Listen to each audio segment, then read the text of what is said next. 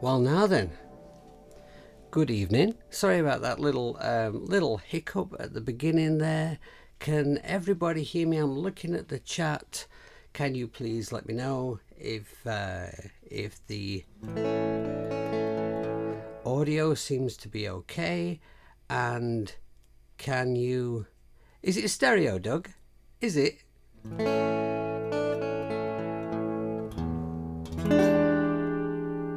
Sounds clear. Thank you very much, Andrew. Thank you. Sounds good, mate. Thank you very much, Paul. Marvellous. So let me know as I go along if mic level and guitar level are okay. I had a little hiccup at the beginning there. Strange thing. It's never happened before, but you know with iDevices, you know how sometimes when you plug something in to the iPad or iPhone or whatever, sometimes when you plug something in, it just doesn't work, right? It just doesn't kick off, and you take it out and you turn it round and you put it in again and it works, right? God knows what that's about, but that's what I did. It was the iRig Stream. Now the problem is with the iRig Stream is it responds to software. So right, let's see if I can explain this sensibly, right? So the way it works is the iRig Stream works with the YouTube app. It's not working at the moment with the Facebook app, for an example. So if you decide to try and use it to go live on Facebook, then you plug it into your phone and you set it all up, and you've got no audio and you don't know whether it's going to work or not, and you go live and it doesn't work currently. It used to, but currently it doesn't work at all. And that's the software. It's not the device. Now, when you use the YouTube app, or indeed Streamlabs, which I'll speak about in a moment, this is the first time I've used it properly. I've just gone live for the first time on Streamlabs. Now, the thing is, right, when you've got your stream all set up and ready to go, and you go onto the screen, the final screen, before you press go live, and you're live. And up to that point, there's nothing from the iRig Stream. You've nothing in your headphones or anything. It will not do anything until it actually goes live. So I thought, I'm looking at it and it looks dead, but that's normal, right? So I went live and it was still dead. It did nothing. So pulled the lead out, put it the other way around, and it works. So there we are. Okay, so talking about Streamlabs, I have to say a couple of big thank yous this evening. Basically, Mr. Doug Woods started using Streamlabs, and now he is in stereo and everything sounds marvelous. And so I wanted to do that. So I contacted Doug about it, and Doug took some time out of his day today to speak to me on FaceTime and explain to me how it all works. And although we had a hiccup there, that was nothing to do with Doug. That's just the way that iRig Stream responds to software. So thank you very, very much to Mr. Doug Woods for his help. And what a splendid chap to talk to. Very nice gentleman. Also, I have to thank IK Multimedia. No, I'm not left-handed. It's just a mirror image. I thought it'd be a way of getting in the picture using my old iPad, so it's just like on camera, just facing me so that I'm sort of in the picture. Yeah, IK Multimedia, right? So this evening I am using the iRig Pro Duo IO. So I've just had it for a few days, and so basically this evening my guitar and microphone are plugged into that, and then so it's connected to the iPad as well, and so the sound from all those things goes to my mixing desk and then comes back to the iRig Stream. And I've got to say, I'm in the middle of doing a video about the Pro Duo, which I would like everybody to watch, because whether you're interested in getting one or not, I think it's a bit fascinating, and there'll be some cool music in it as well. But the thing is about it is, you look at the iRig Pro Duo and you think, there is the ideal interface for recording while you're out and about. You know, chuck it in your backpack, record on the fly, you know, in the middle of a field or whatever. My face is super bright. That's because I'm an angel vortex. It's just because that's the best I could do with the lighting in here, I'm afraid. You know what it's like, the way that cameras respond to light, and there's hardly any light on at all in this room, and it looks like well, it looks like I've got, you know, the car with full beam on pointing at me, but that's just the best I could do, I'm afraid. So anyway, you know, it's a work in progress. It'll get better. Right. So anyway, yeah, the Pro Duo is magic, and it's in the same price bracket as a lot of interfaces that people would choose over it as a desktop type of interface. But it is in fact better than a lot of them. It's tiny, but no compromise has been made whatsoever with the sound quality or the features available on it. It's pretty magic. So anyway, there's going to be a video all about that, and because of my little, why is there always a little panic at the beginning of my videos, honestly? Because of the little panic at the beginning there, I have forgotten to say a good evening or good morning or good breakfast time or tea time or whatever it is, wherever you are in the universe. Thank you very much for tuning in. Welcome to Jamie TV, streaming 100% live on YouTube, powered by the iRig Stream, the iRig Pro Duo, and streaming on Streamlabs, thanks to Doug Woods.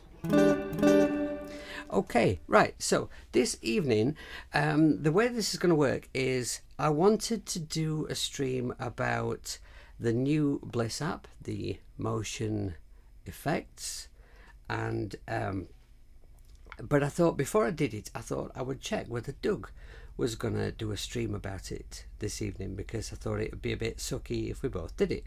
And it turned out he was doing it, and so I was going to do something else. And I thought, you know what I'll do? Is I'm just going to show you some presets that I've made. I'm not going to go deep into the app or anything. I'll let Doug do all the hard work, all the, you know, all the nitty-gritty bits and bobs. Doug can do that, because, you know, he's good at that, right? And I'm just gonna play you some sounds that I made, and I'm going to just give you a little brief overview of the app, but Doug can do all the serious stuff. So let's have a look at some sounds here. Now, shall I play you this track first? Yes, what I'm going to do is I'm just going to play you a bit of this track, and then I'm going to show you what apps I've used for the track, and then we'll do the guitar stuff. That's what we'll do. By the way, why do Apple dongles have to be white, right? I mean, everybody moans about the fact that they're so expensive, but you've got to get the proper Apple one, because the other ones are just not worth bothering with. You've got to get the proper one. But why does it have to be so white? You know, whenever you watch a video or a stream where some guys demonstrating some iPad stuff or whatever, there's always a bright white dongle ruining the picture. Anyway, right, so let me just play you a bit of this track.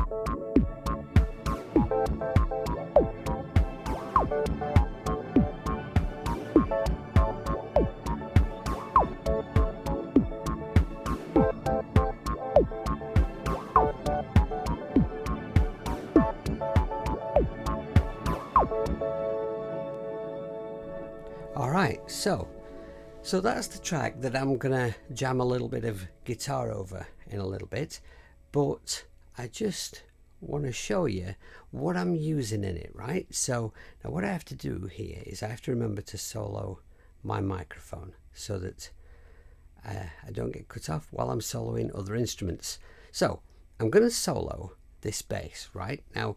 As you can see up here, I've got two instances of the old version of Atom and two instances of Thingy, Rosetta, that are sending the MIDI to these apps. Now it sounds quite full, but I've not got many things open here, so let's have a look how I've achieved that.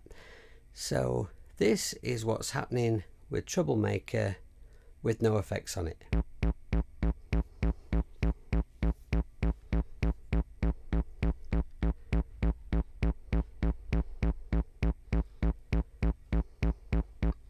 Not an awful lot, right? Bring in motion effects for a little subtle bit of movement.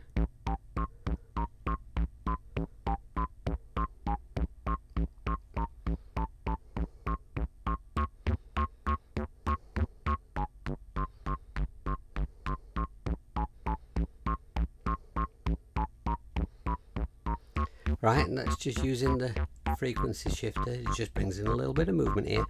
Here's Bliss Saturator, which I used so that I could do this occasionally.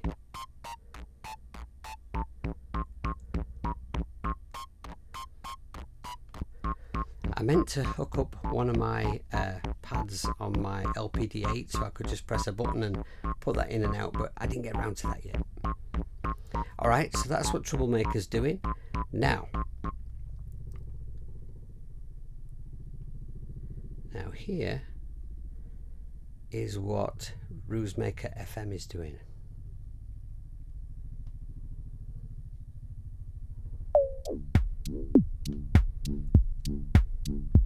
Right, it's just one bar going over and over. That's all it's doing.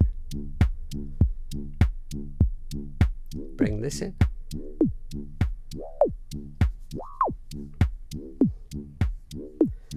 Now the thing about motion effects is you'll see across the top here we have a list of different effects: low pass, high pass, band pass, volume, pan, pitch, frequency shifter, ring modulator, warmth, crusher and delay.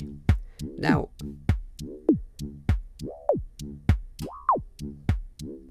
contrary to a lot of people's expectations, you can only use one of them at the same time.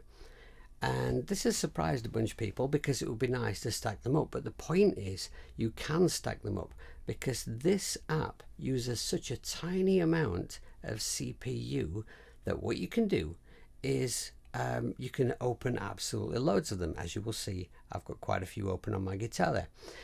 Now the interesting thing is, if you've got things set here in your sequencer and you've got your levels and everything organized, right, you can switch over to a different effect and those levels will remain pretty much the same, and that tends to create really interesting things. I'll let Doug go into that more later on. He'll explain it better than me. Right, so then we've got I put a slow machine on here and I have mapped this to my LPD8, right, so I can do stuff like this.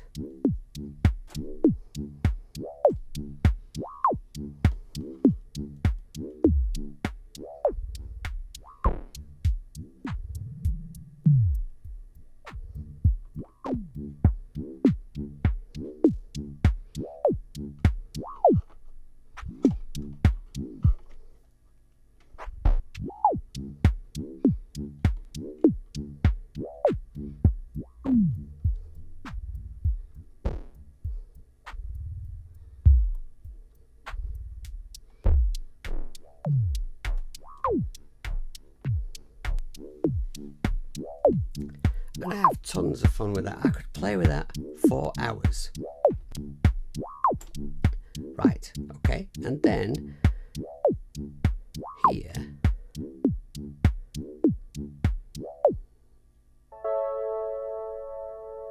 you'll see if I just open Atom, I've just got a very, very simple chord sequence here that is going to my Juno. I like to call it my Juno because that's what it is, and it's just like a lot easier to say than the proper name, right? So without motion effects, it sounds like this.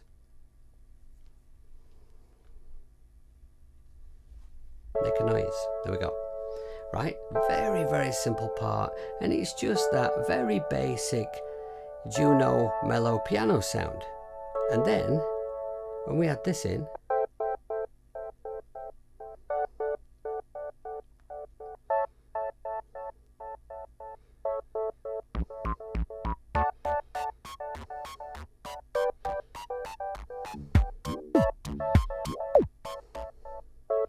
so here how those things start to stack up, and it's with the effect, without any of the effects, it sounds not empty, but it's not the fullest of sounds, right? But we add the effects in, and we've got all kinds of interesting levels and layers and movement happening.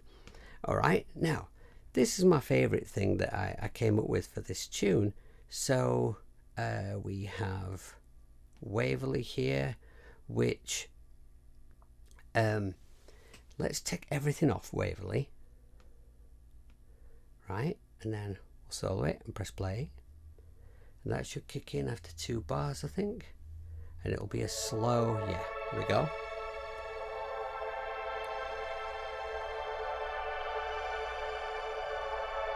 Right, so we'll bring in the motion effects.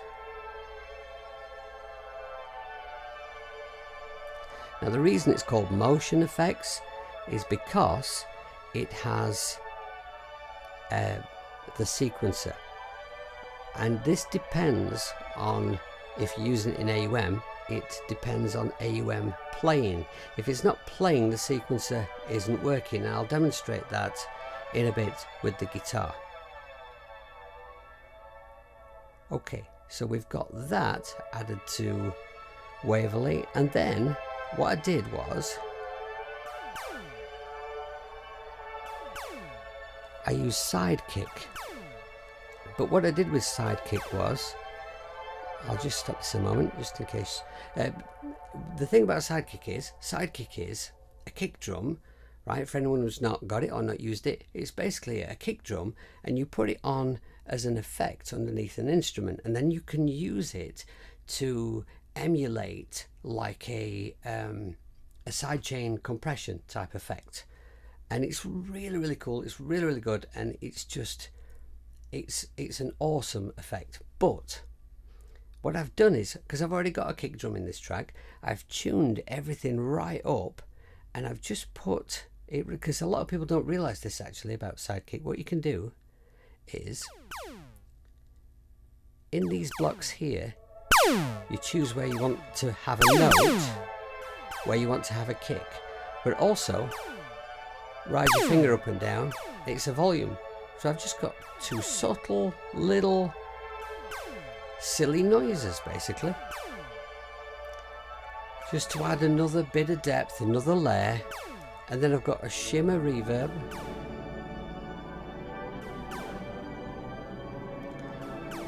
which sounds massive. And this really was just an instrument for the background, just to fill out the background.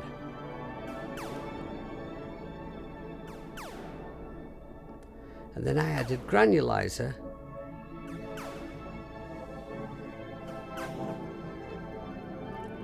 just to kind of break it all up a bit and dirty it all up.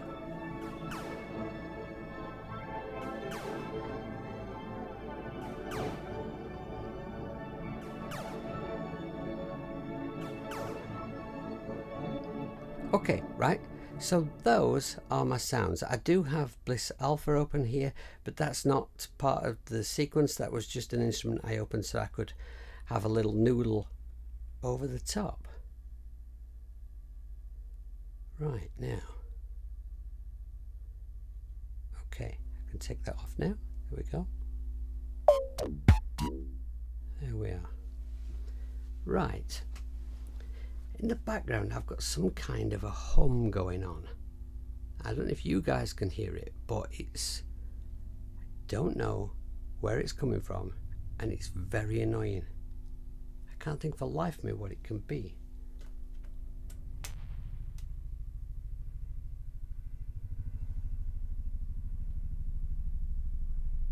I don't know. Can you guys hear that? You hear it, Ed? Yeah. It's like...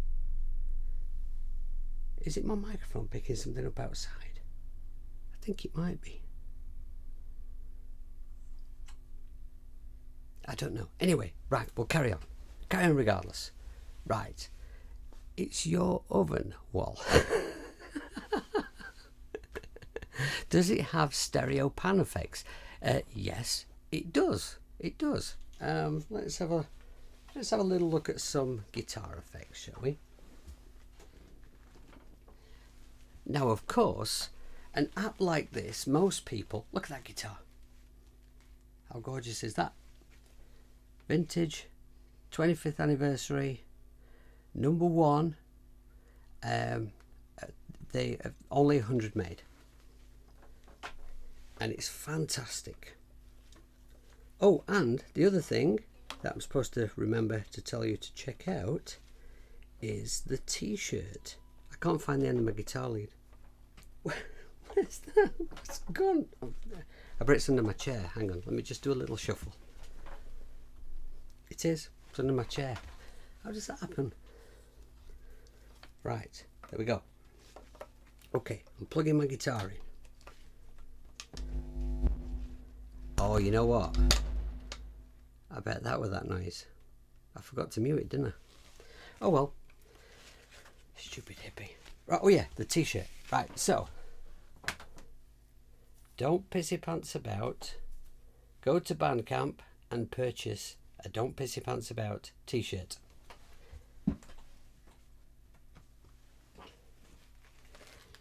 Loads and loads of people asked for one. I mean, absolutely loads of people said you should put that on a t-shirt, right? So I did. And I took a photo and I put it online, and loads of people said, that's awesome, that's great, that.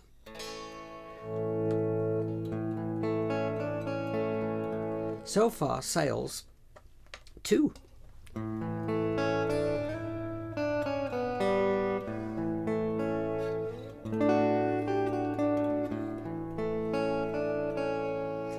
Right, okay, so where are we?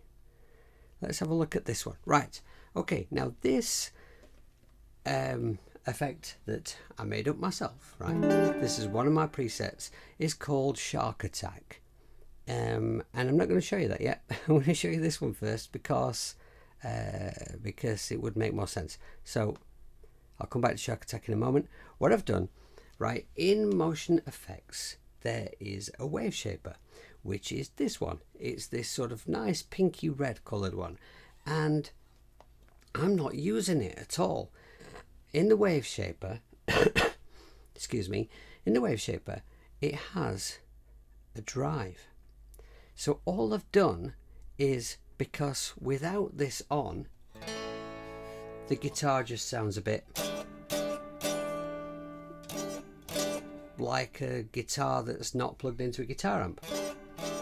What I wanted to do was see, just using Motion Effects, what kind of a sound I could get for the guitar, because people don't, these kinds of effects, people don't think about them for guitar so much, really. You know, it's more for your sort of synthy based type stuff. But me being a stringed instrument player, I want to see what they can do on guitar. So what I've done, all I've done is I've turned up the drive in the wave shaper, and it sounds like it's plugged into a guitar amp. Right, so that's what I'm using that for. That's all that's doing. And then we'll go back to Shark Attack. We'll just take off the reverb for a moment so you can hear exactly what it's doing. Right, now this will be the perfect opportunity to explain what I mean about the sequencer, right? So if I just play as it is, right, sequencer, the Shark Attack is in my chain and I play, it's not doing anything because it depends on this sequencer to work. So let me just solo my mic first and then solo my guitar. Right, then I'm going to press play. Right, there we go.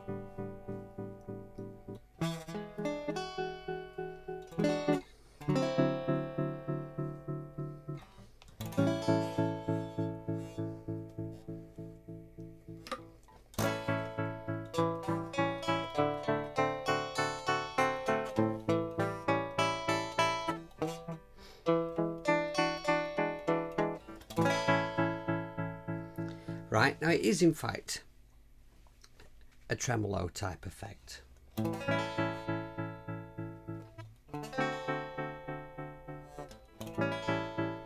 And the effect in motion effects where you will find this effect is volume, and it's the nice pretty yellow one, right?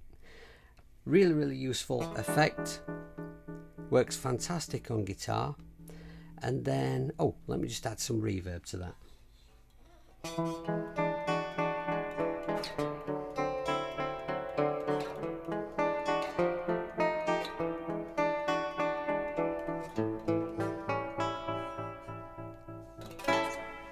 Right, that sounds pretty cool, doesn't it? I've kind of lost track of the chat a bit.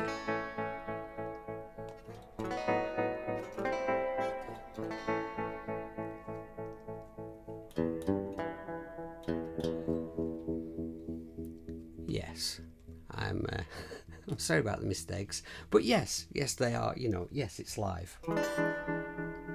Okay, right, so let's get rid of that one and let's have a look at this one.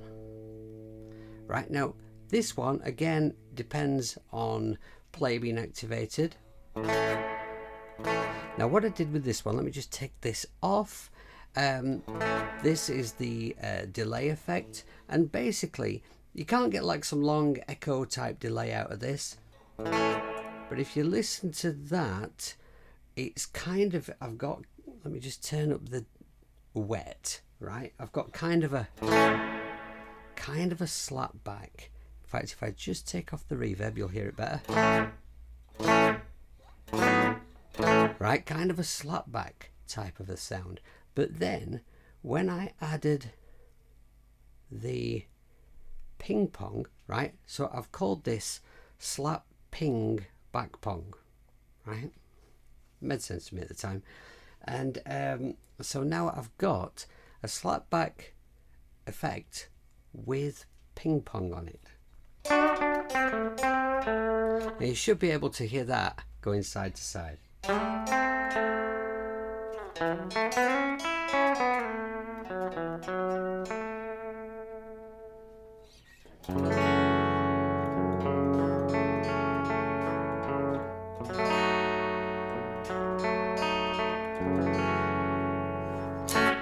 Right, now to make it a bit more practical, I'm just going to take the wet down again. There we are. I keep playing this thing. That's because I'm going to use it when I play over the track. Okay, keep your eye on the time, Jamie. Okay, right, so there's my kind of ping-pongy slapbacky type thing. Right, let's put some reverb back on, and what effects should we have on? I don't want that one yet. Oh, right, I forgot to show you this one. I really like this one. In fact, I'm just going to take the reverb back off so I can show you this nice and raw. Okay. Right. Okay, so this again is in is something I made in the delay section of this effect, and I've made kind of like a tape wobble kind of a sound. Now I don't know how clearly you can see the sequencer here, but I've made all of these peaks and troughs, even apart from the last one, dips a little further, so you get kind of a wobble there, like a little further wobble, kind of like an old tape having a bit of a moment. Bit of a special chord.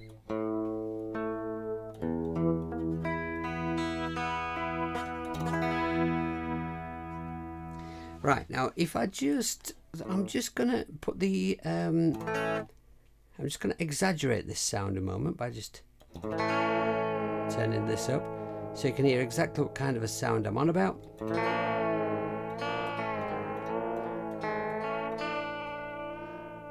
Oh, lovely. Right, and then just turn it down nice and subtle, and it really makes for a nice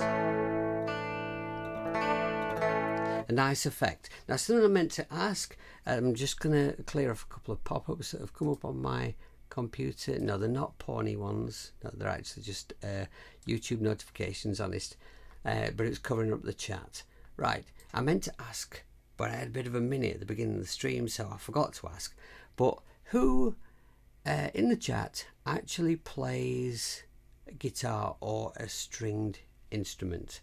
I'd be interested to know. See, for me, an effect like this, what it brings is, right, when you get a set of guitar effects, what you get is, you tend to get like the same effects that you always get for guitar. And you know, that's okay, because like, you know, because they're the effects that we use, they're the effects that we need. But it's also really, really nice to look at something that's not really first and foremost created for guitar, and then, you know, have a tinker around with that and see if you can come up with a slightly new, something a bit different for guitar. For me, this is that. I mean, you know, as far as I know, nobody makes a guitar pedal that does this, which is a shame, because that sounds great. I'll definitely be using that in some kind of a track.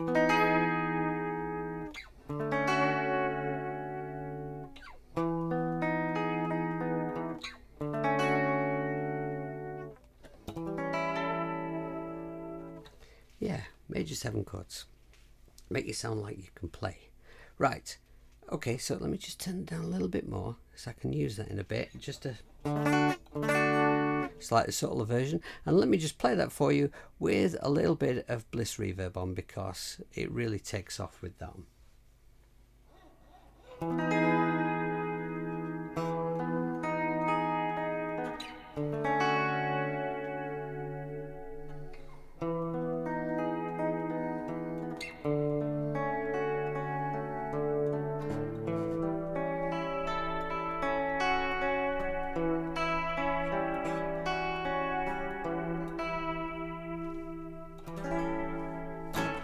I like that.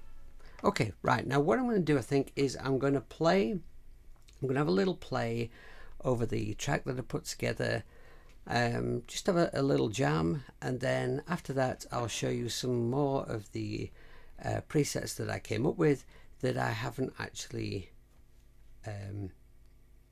got open at the moment, because I mean, it's probably a little bit small to see the way I've got the camera set up, but my DSP, you know, this is a 2017 basic iPad. It's nothing special, but I've got quite a lot open here, and you know, it's not struggling at all. I've got, occasionally it's going up, you know, sort of 75-80%, but it's, you know, it's not struggling. Actually, I mean, I've got Bliss Alpha open, and that does take quite a bit more DSP up. I could have shut that, I suppose. I didn't really think about that, but anyway, I might even jam with it in a bit. We'll see. Okay, so I'll swap a few out in a bit. So take the solo off there and off there. Everything should be ready to go, I think, now. What's that effect there? I'm going to take that one off for the moment, and maybe put my delay on, perhaps. Everything's set as it should be. Am I in tune? Near enough, okay. I'll have a little jam, and I'll show you some of the stuff. I'll close my mic while I do it.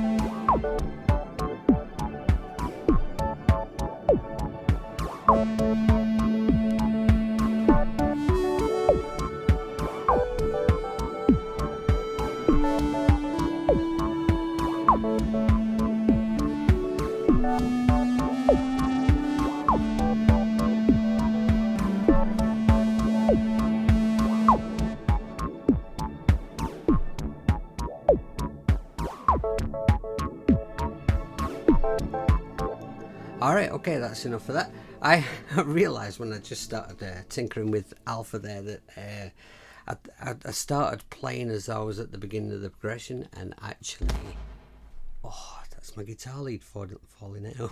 No, how sucky is that? It's live, it's live. Where's my lead gun? I wrapped it around my strap so it shouldn't be fat. There we go. Right, now hang on, how do I do this without making a noise? Turn that down, shove this in, and turn it back up again. Oh, you know, professional-ish. Okay, so, yeah, the thing is about that progression that I've made up there, what happens for anyone who gives one is it starts off with an A major. That's a 4. And then I move up, and that's actually a minor. And then it goes back to major, but then in the next bit it's got a G major. It's got a D and a G major, which kind of confuses things, because like when I'm improvising on the guitar, I know all my patterns fairly well, you know, and I can kind of get about and play over chords, but you know, like on the keyboard I'm a bit of a keyboard noob, really, and it's a bit embarrassing because I really shouldn't be, but you know, I should have listened to my mum when she wanted to teach me.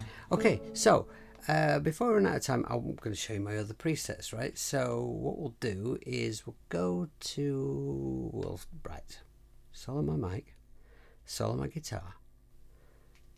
Then we can switch out some, what should we switch out? We'll switch out Shark Attack, and we'll change it for one of the others that I made up.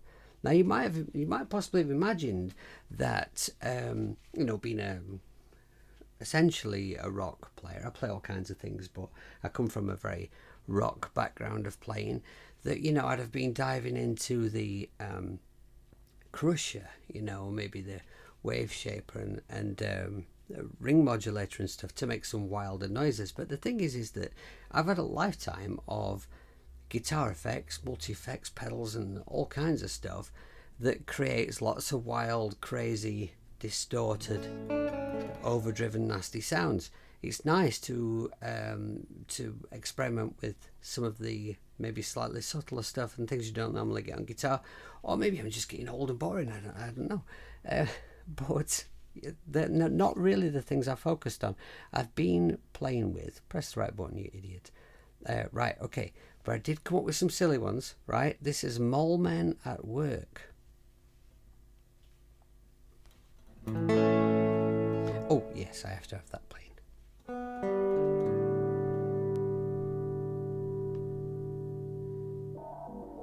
And I have to put it into the chain. Now, the great thing about sounds like this is you don't really have to be able to play anything, just play a note. Even if you just hit a fret, that's good too. Harmonics sound nice with this.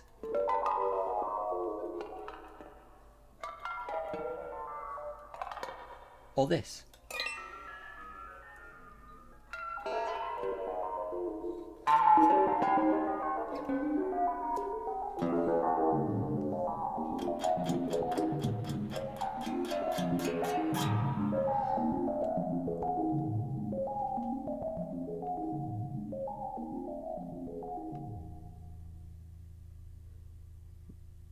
That's the one I meant to switch off.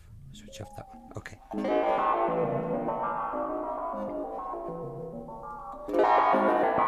I could sit in here all day just making stupid noises like that.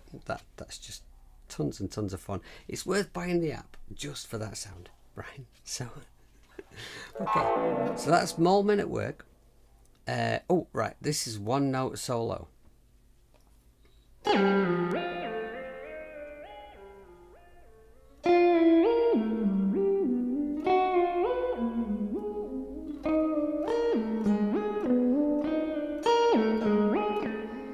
Now this, I must just show you this. On the pitch thingamabob, right, the pitch effect, you can see here, and like I said, I'm not going to go into detail, I'm going to let Doug do all this, but you can see here in the sequencer how we are kind of moving pitches about. Right, let's change a few.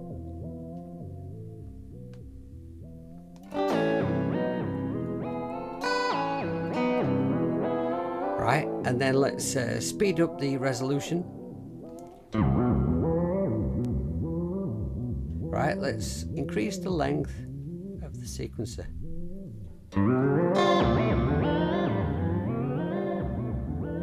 Right, let's throw in some randomness.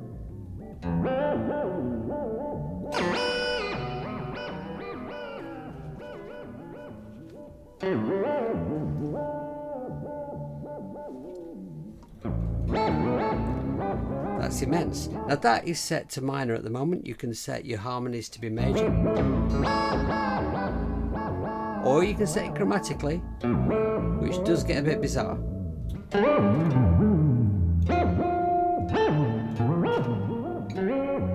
Yeah, anyway, okay, right, so that's that one. Shark Attack we've done, and we've done the slap ping, back pong, and the tapeworm. That was that one. The guitar bite is just my... Ooh.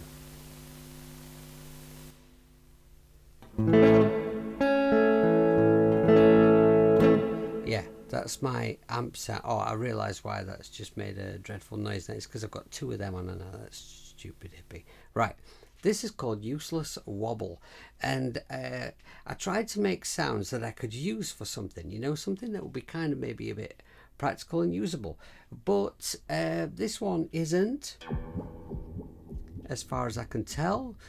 I can't think of what I might use it for, but when I sort of was tinkering around and I came up with it, I just, yeah, it sounds great. You know, when I used to work in a guitar shop, we used to have go-to sounds on, when we used to demonstrate things, we used to have go-to sounds, you know, things that would sell amps, you know, things that would sell a multi-effects, and not necessarily the most useful sounds in the world, but damned impressive ones. Right, so I'm just going to turn my guitar. This effect is a little quiet. I've not figured out why yet, but right, we'll go back to the thing so you can see the sequencer doing its thing.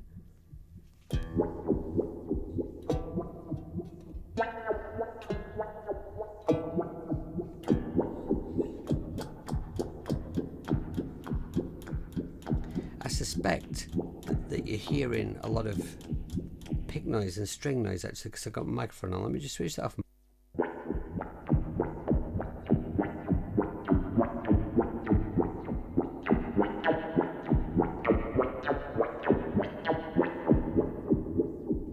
Completely useless, but it sounds right good. Right, okay, and there's one more I wanted to show you.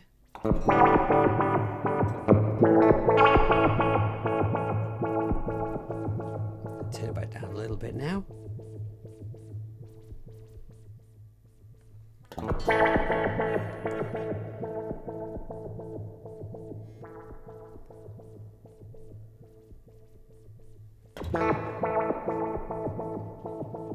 Alright, now this is a low pass filter, and you can probably guess a lot of how this works and what's going on here from just looking at the sequencer, and I'm going to let Doug explain all this stuff, but this is really cool and a little, it sounds a little random, but actually right now it's not random.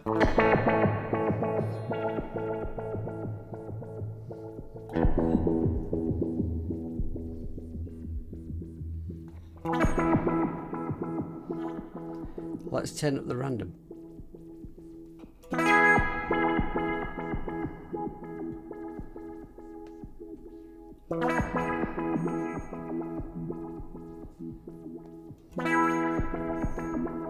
All the way up. Ooh, magic chord.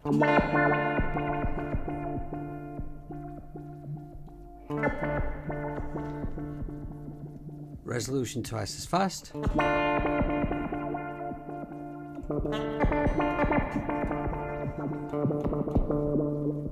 let's take the resonance down. Right, and then the dry wet down. Right, now you'll see what you can, whilst some of these effects might be a little over the top, might sound a little extreme, a bit nuts, when you think about it, when you mix them down and they're just in the background, if you were making some like ambient kind of music or something like that, where you want some kind of big spacious guitar, you know, maybe lots of reverb on it, very atmospheric stuff, then to add a layer in the background like this and just kind of mix it down, there's an extra depth to it. So you could just be strumming one beautiful chord, but there's more going on. Maybe we'd do that a bit slower.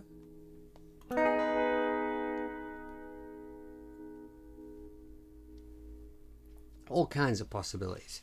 Anyway, okay, so those are my presets, and I'll be making a few more, and what I will be doing is I will be sending them through to Bliss.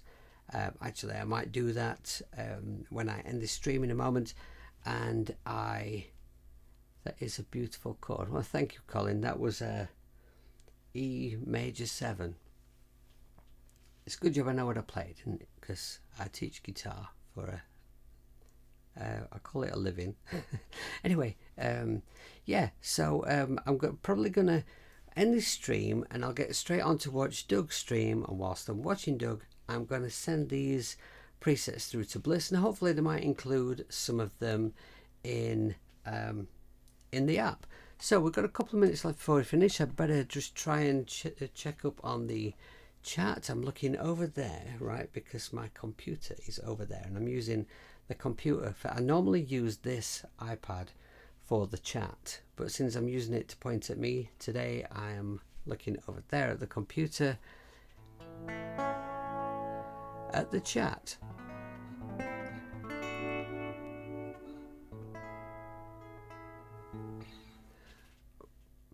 Samuel, I think my eyes are going funny. It's my age. I still miss a few Bliss apps, and I would consider completing a bundle. I just can't find any use for some of them, thus I've not purchased them. Yeah, you know what, Samuel, I can empathize with that. Bliss would still be a great bundle though. Yes, it would, Paul. It would be a great bundle. Yes, they really should do that. I know what you mean, Samuel, and I have a whole host of fantastic effects apps that do incredible things, and I haven't actually used them in a track. And I kind of look at it like I've got this sort of arsenal, this armory of effects that I can call upon. Now, I might need them, right? The only problem with that is sometimes is when you have something that's excellent and you don't use it for a long time, then it's kind of gone out of your mind, and you're making a track and maybe it'll be useful, but you don't think of it because it's been so long since you even thought about it, right? So what I do is quite often is I go into my folders, because I keep all my apps in folders like this. So like I have DAWs, and I have MIDI stuff, and I have drum stuff, and I have here's my effects, right? And you know, there's a lot of stuff in here, and you know, I kind of go into my folders and have a good look through and check out what's there and what I ought to be using. Okay, anyway, it's time for Doug's stream, so I'm going to bugger off, and I'd just like to say thank you very much for once again bearing with me while I had a few little mishaps, and thank you for watching, thank you for being here. Please consider having a look at my Patreon, having a look at purchasing a t-shirt from Bandcamp. I was going to explain why the sale on Bandcamp, but I've run out of time now, so I'm just going to bugger off, and I'm going to try and figure out how you end a stream on Streamlabs. So thank you very much for being here. Take care of yourselves and be good, make lots of music, and don't piss pants about, and don't laugh at me while I try and do this.